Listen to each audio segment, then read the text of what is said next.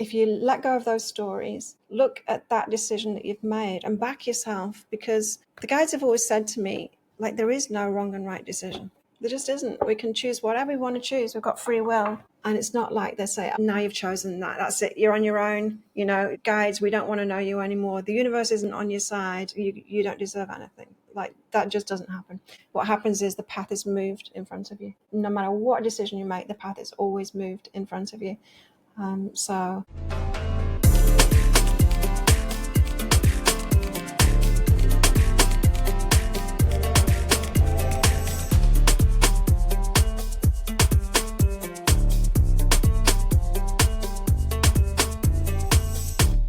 It's afternoon for you, isn't it? Because you're out in Thailand. Hello. It is, yeah. It's just past 4 o'clock in the afternoon. So the sun's going down behind me. So I've closed the curtains so it's not coming through directly behind me. Did you always know you were psychic, or did something you discovered later on? No, I always knew I was a psychic. It kind of surprised me that other people couldn't do what I can do. When I was a kid, I was using the gift for myself, you know, to tune in to what I thought were angels at the time, and I think they probably were. And then what I noticed as I was growing up was when people started asking like rhetorical questions, like, why did this happen to me? Or if they'd start asking questions like, guess, you'll never guess what, Claire? Or, you know, guess how much that cost? I'd be able to tell them straight away, or even guess my age as well. That's a good one for a psychic, because you can just tell them straight away what their age is, you know. And what I noticed, you know, I just knew the answers. I was just getting the answers. And so sometimes I'd tell them, sometimes I wouldn't. Sometimes I'd play along, like play clueless, like everyone else seemed to be doing. I was pretty confused at first why everyone seemed to be not using this telepathic or whatever it was, whatever this gift was. But I noticed that people weren't. So I learned to kind of keep some of it to myself, to not be too weird, and sometimes just to be weird, you know, because a lot of people will come to me just in social occasions or work situations, and they always want to tell me their weird stories, their woo stories, you know, the angel stories and things like that. I always seem to attract stories like that out of people. And so, yeah, I've always known it, but not known how to use it to help people professionally until, because I used to live in the UK and work in IT, corporate IT, and I decided to give it all up. Because I needed to do something, you know, so that I needed more out of life than I had going on. And so I just kind of quit work and decided to follow my path, and whatever that was, like, I didn't know what it was going to be. But I moved to Australia. You might be able to pick that up in my accent. I've got half and half accent, and it's just kind of stayed there. And I moved to Australia and started up my business. At the time, it was called Byron Bay Neurotherapy, because I was living in Byron Bay and practicing neurotherapy, which is for psychological, neurological problems. It's EEG biofeedback. And I trained in Germany and in Australia for that, to do that. And so I started off practicing that. And what I noticed was I would also give the guidance. You know, if my guides were telling me to say something to this person, then I'd say it. And what I found was what I was saying to them had way more of an impact than the treatment that I was giving them. And so I was renting a treatment room in Australia, you know, just as a marketing kind of thing, really. Yeah, rent a treatment room in like a holistic healing kind of a place. 2 of them to get myself out there a little bit more. And when we were quiet, there would be a lot of like tarot readers and energy healers and massage therapists and things sitting there. And when we were quiet, we used to sit around and do readings for each other. And so they would do readings for me. I'd do readings for them. And when I did readings for them, they're like, you're really good at this. You should be doing it. But I had this, you know, I'm an engineer, done IT, corporate IT. I had this like, I still have a science background, IT background. And admitting to actually doing that was a bit of a stretch for me. But I did. I added it into what I was offering. And yeah, within 2 years, it was all I was doing.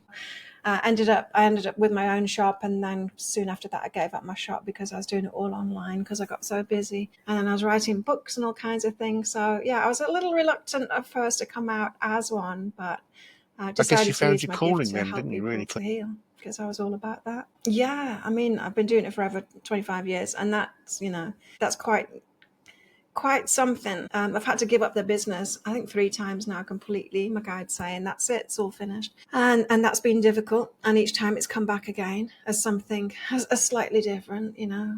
But yeah, it's a long time, and I'm still loving it.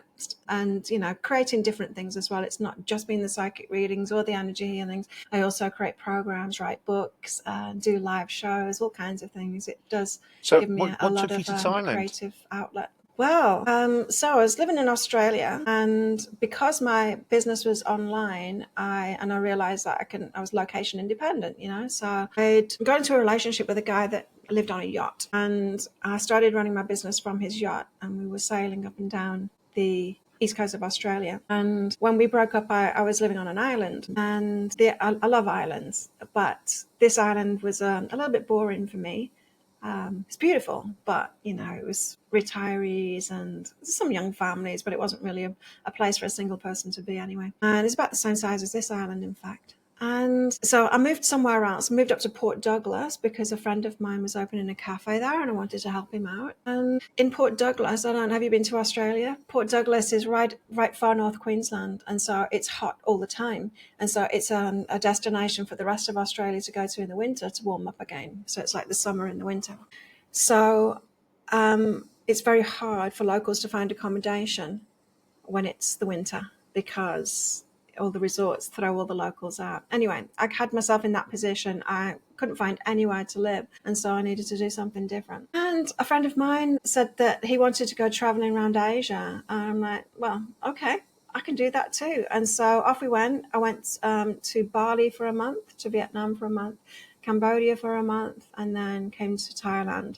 Went to Bangkok, Koh Phangan, which is the island next to here. And then when I got to this island, I just loved it here. Met locals straight away that I really got on with. That's a sure sign that I'm going to settle somewhere. I've always been a bit of a nomad, and it's a sure sign I'm going to settle somewhere when I meet the locals straight away and really get on with them. So yeah, 8 years later, I'm still here. So it's not a place that I chose. I'd never been to Asia before, apart from in the airports, going through to other So it kind places. of chose you And I then, absolutely love living here. I guess. They're my kind of people. I think so, yeah. It's Like amazing, isn't it, Australia how did as well, we get it's kind of a similar story there. guided through to do certain things. And I was just reflecting the other day how I spent 16 years in my previous job. I just took early retirement because it was really stressful. And for 10 years, a friend of mine was saying to me, you ought to be out of this work. It's not right for you. And I'm thinking, no, it's what I want to do. I want to help people, one thing or another. And I kind of thought it's a little bit, there was something wasn't fitting. There was something not fitting. And Mm-hmm. I could feel my soul draining away, Right. especially towards the end. And I just decided, that's it. I've had enough.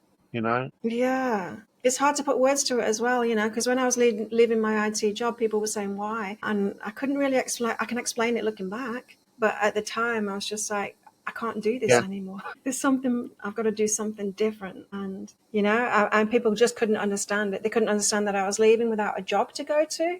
That was really making people very worried. And, but I knew that I had to just do nothing, And the day before my final day, in corporate, I got an email from a charity that I was involved with.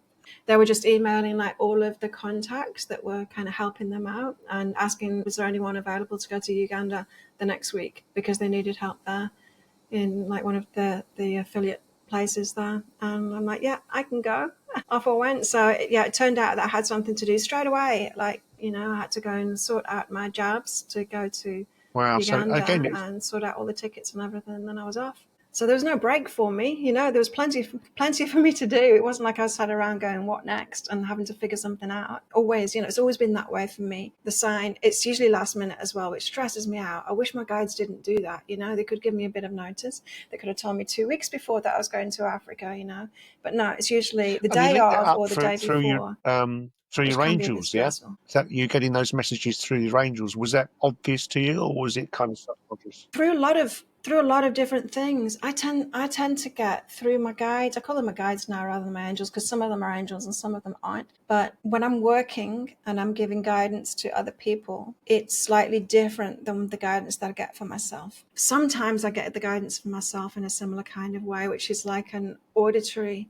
It's not like hearing voices. It's not like someone's in the room and I'm like, is someone there? It's not like that. It's more like thinking about someone saying something. It's more like an imagined conversation, right? So you can practice a conversation with someone in your head.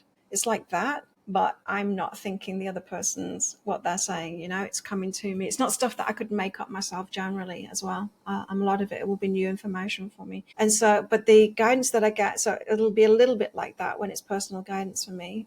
Sometimes I just hear like I need to go to a certain place on a certain day or something like that. But that's rare. Usually it'll come through signs, like getting that email, or like keep on seeing repeated words all the time, or, somebody getting in touch with me. So it tends to come through like more of the 3D kind of world when it's for me, rather than the So it's kind of guidance like a bit of that I would I get be for right other in saying people it's doing like a my kind of an work. intuition as well? Yeah. Intuition, telepathy, you know what? I think they're all the same thing. I think it's just having access to a different, I don't know what to call it, realm maybe. So we've got this 3D world, right?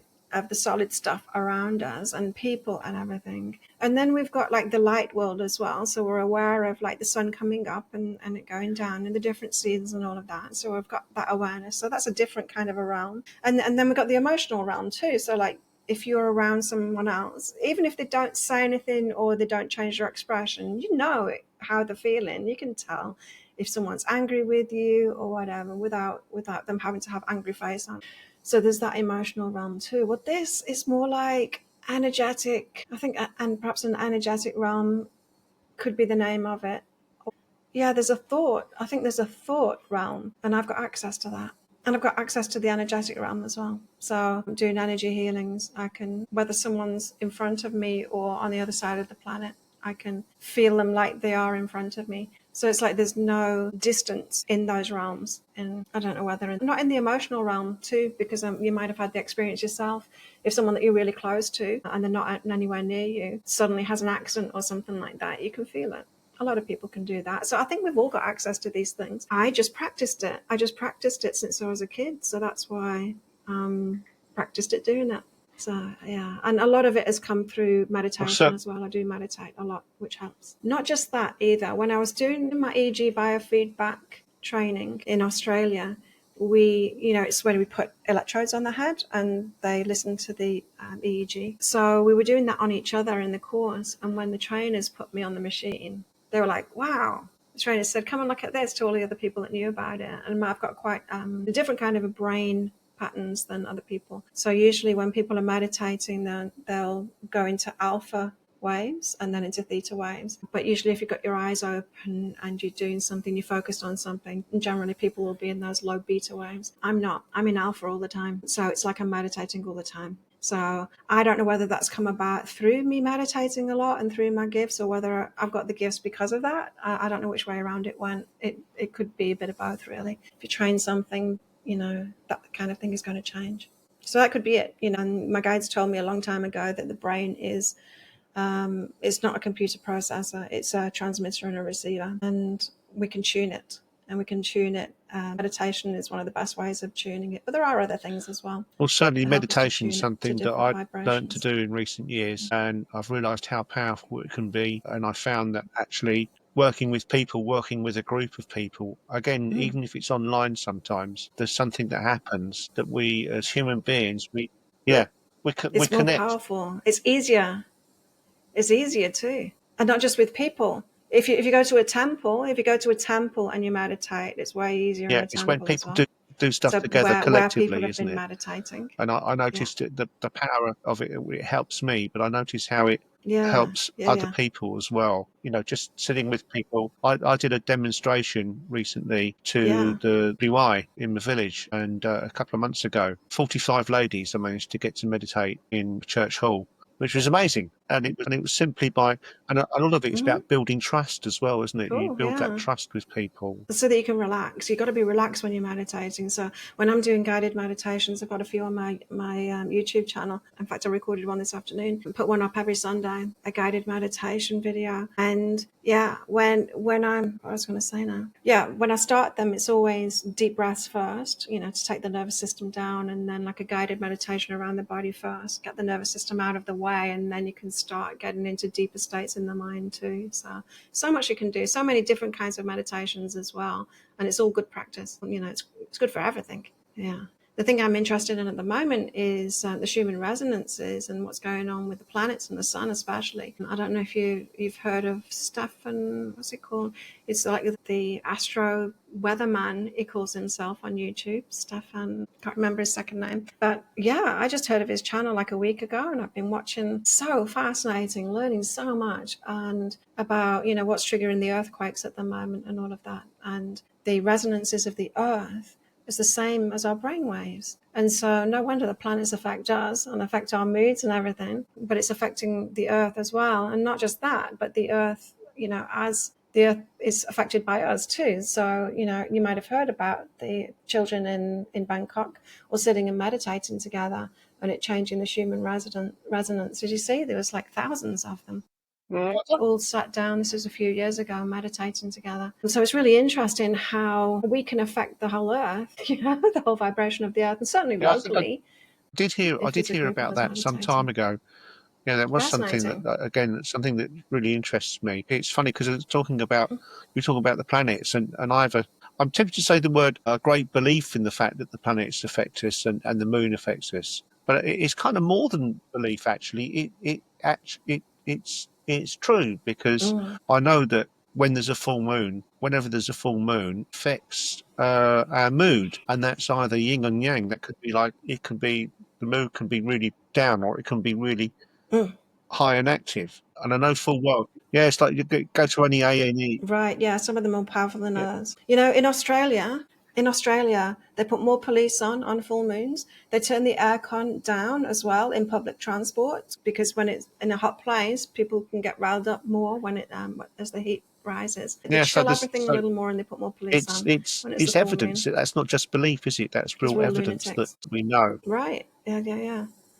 Yeah. And it makes sense, that the moon would affect us with it being the closest. But now I'm learning a lot more about the sun as well. I had no idea that it rotates every 28 days. And at the moment, there's a big void. We're in the middle of a big void, which is why it's blasting so much geomagnetic energy at us, which is causing these earthquakes, and that's going to keep on going every 28 days. The hole in the sun at the moment, in the atmosphere of the sun, allowing all of this energy to come through, is about 7 days wide each time it comes around, and we're in it right now.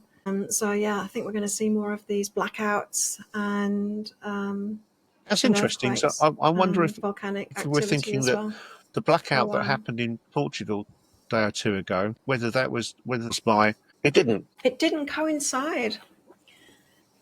Yeah, I've been wondering about that as well. It's got something to do with the geomagnetics, I'm sure, but there's a lot of people that know a lot more than me about it. They're trying to figure it out now. But yeah, I'm sure that we're going to see more of that to come. I think we've been quite foolish as a human race to electrify the whole planet as we've done. So much technology out and not really knowing what we're doing or what the effects will be. And yeah, I think we're going to see a lot of more disruption with that. A lot of things stopping working, perhaps, probably in a pattern.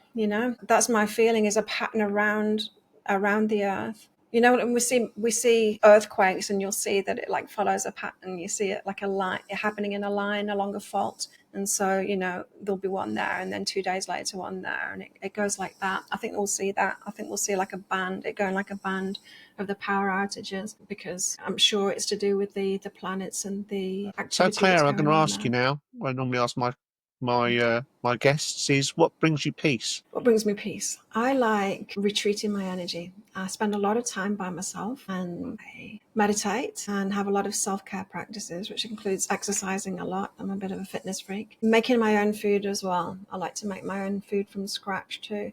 Just that retreat kind of a lifestyle, that brings me a lot of peace. Also, living here on my tropical island as well. One thing about Thailand that I love is the peace here and the way that the people are.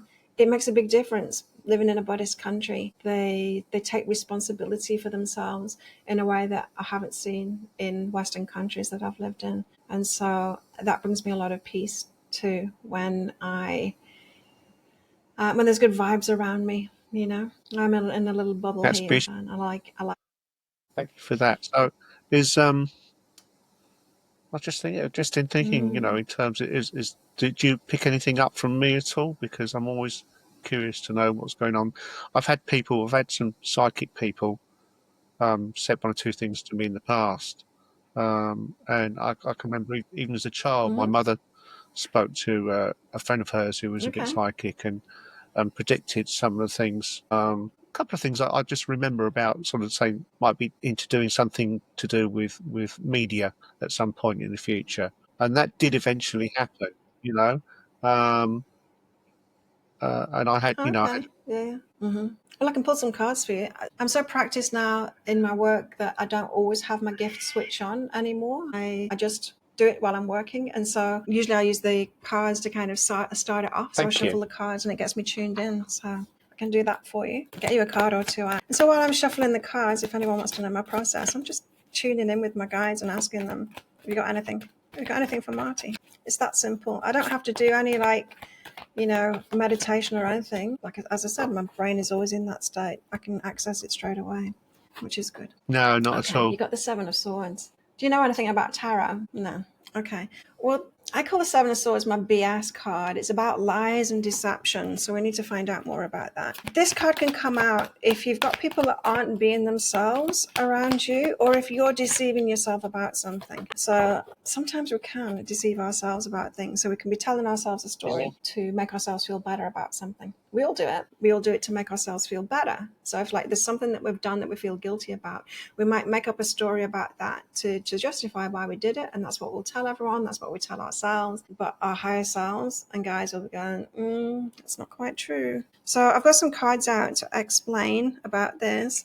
And it's the Seven of Cups and it's the Queen of Pentacles. Seven of Cups is about choices that you've made. And the Queen of Pentacles is about your stability. So yeah. Okay. So this is clear to me now. Seven of Cups says, I'm confused. I don't know what to choose. I don't know whether what I'm choosing is right, whether I should have chosen what I've chosen, because it's affected my stability and my material resources. So this is saying you've made a decision recently that you're not so sure about, and it's not calling BS on the decision, it's calling BS on the reasons, on your reasoning, on your excuses. It doesn't feel right, excuses, but the story that you've made about it to make yourself feel better Yeah. about it instead.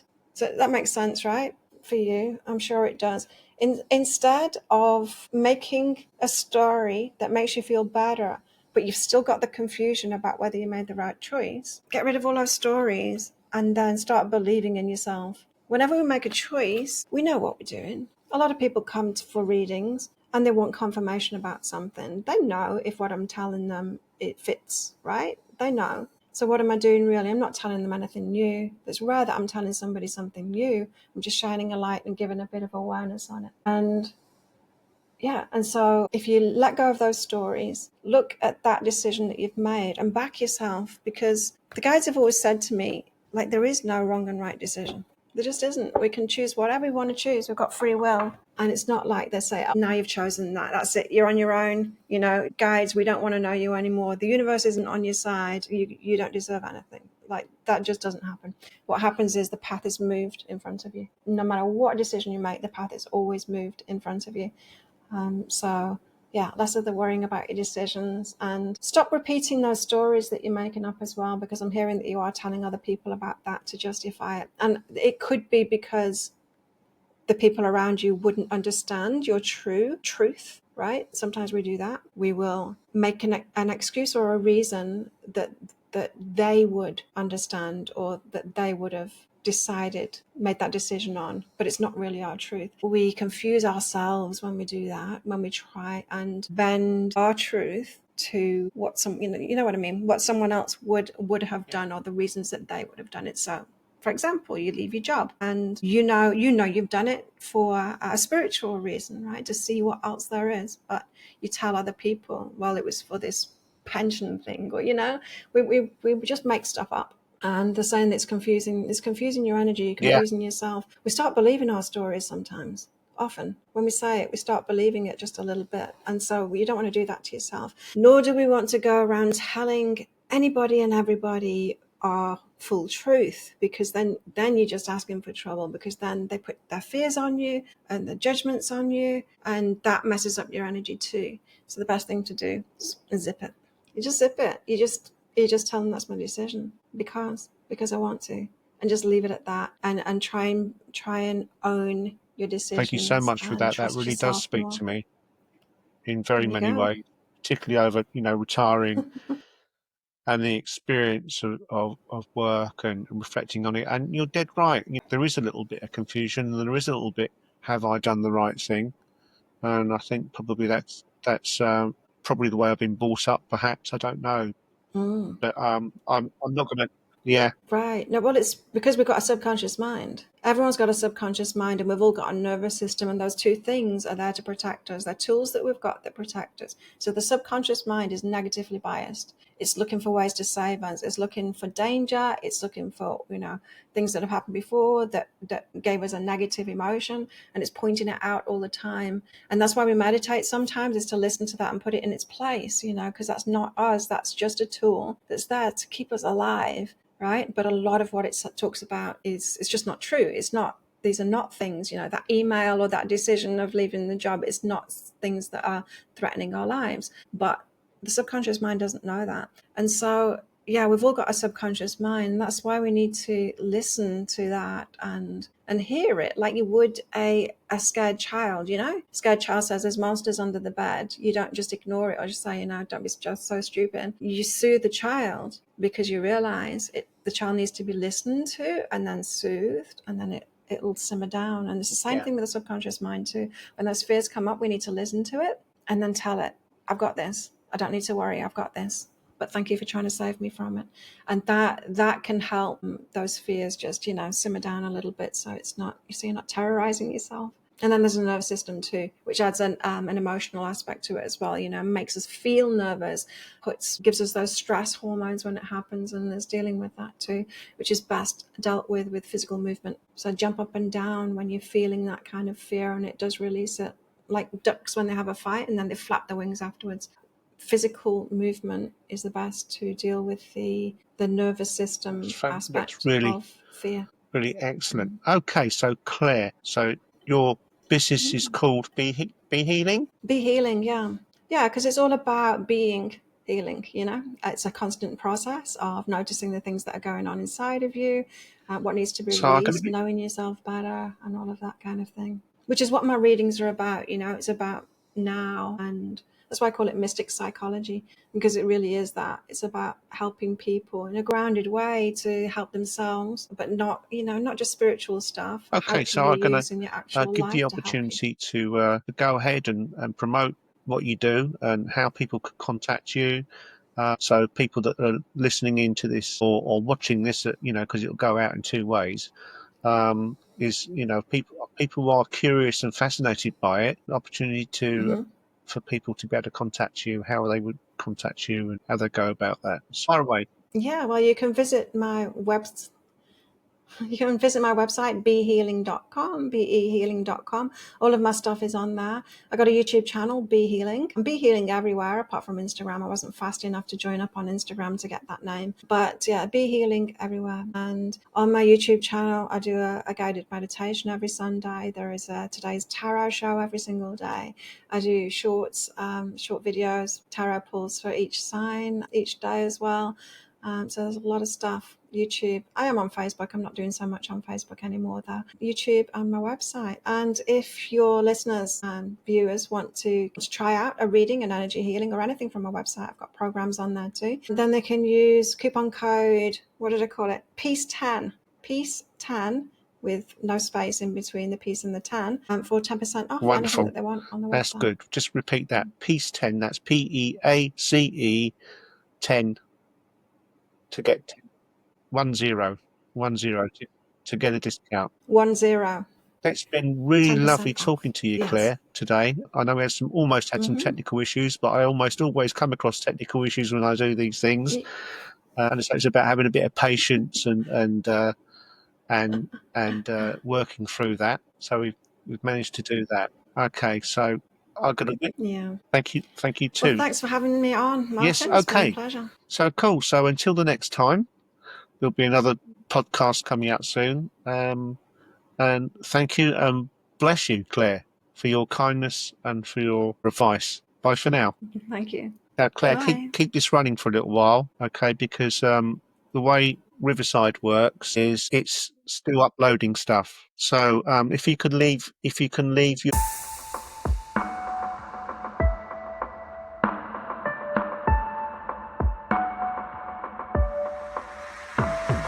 If you enjoyed this podcast, please follow, like and share.